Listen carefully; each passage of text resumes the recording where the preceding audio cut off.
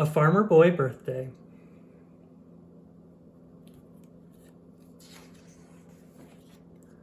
A Farmer Boy Birthday. Adapted from the Little House Books by Laura Ingalls Wilder. Illustrated by Jody Wheeler.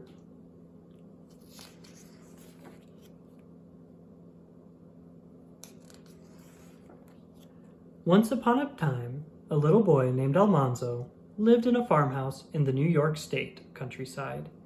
He lived with his father, his mother, his big brother Royal, and his big sisters, Eliza Jane and Alice. One winter morning, Almanzo was eating his good hot oatmeal when Father said, "It's your birthday, son." Almanzo had forgotten. Now he would not have to go to school. "There's something for you in the woodshed," Father said. So Almanzo ate his oatmeal as fast as he could. At last, breakfast was over, and Almanzo and Father went to the woodshed. Inside, there was a little calf yoke for Almanzo's own 2 calves, Star and Bright. Father had made the yoke himself, and it was strong and light. Father said to Almanzo, "Son, you are old enough now to break those calves." Almanzo carried the little yoke to the barn, and Father walked beside him. Star and Bright were in their warm stall. When they saw Almanzo, they licked him with their wet, rough tongues. They did not know that he was going to teach them how to behave like big, grown oxen. Almanzo and Father led the calves into the snowy barnyard. Father helped Almanzo fit the yoke over the 2 calves. When Father had tied a rope around Star's little horn, he said, "Well, son, I'll leave you to figure it out." Then Almanzo knew he was really old enough to do important things all by himself. Almanzo stood in the snow and looked at the calves, and the calves looked back at him. He thought about how he could make the calves understand that when he said, "Giddy up," they must walk straight ahead, and when he said, "Whoa," they must stop. Finally, he went to the cow's feed box and filled his pockets with carrots.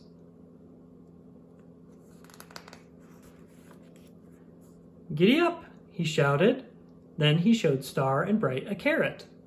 The calves came forward at once. "Whoa," shouted Almanzo when they reached him. They stopped for the carrot. Almanzo gave each of them a piece. How quickly they learned. Almanzo practiced and practiced until the calves were behaving just like grown-up oxen.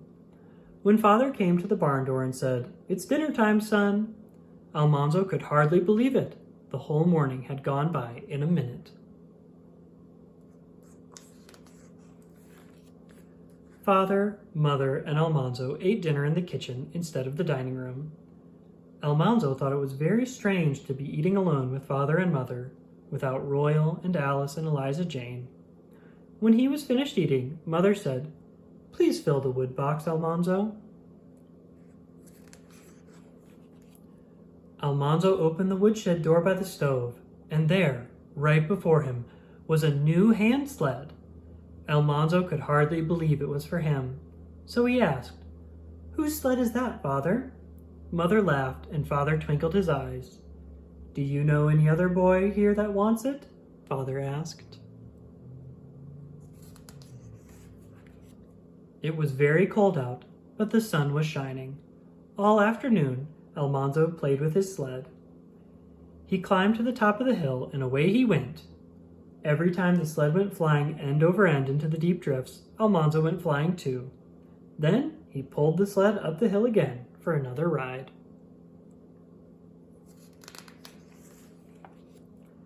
When Almanzo was tired of sledding, he came back to the warm house for apples and donuts and cookies. In his right hand he held a donut, and in his left hand he held a cookie. He took a bite of one, then the other. Then he climbed the stairs to Father's attic workroom.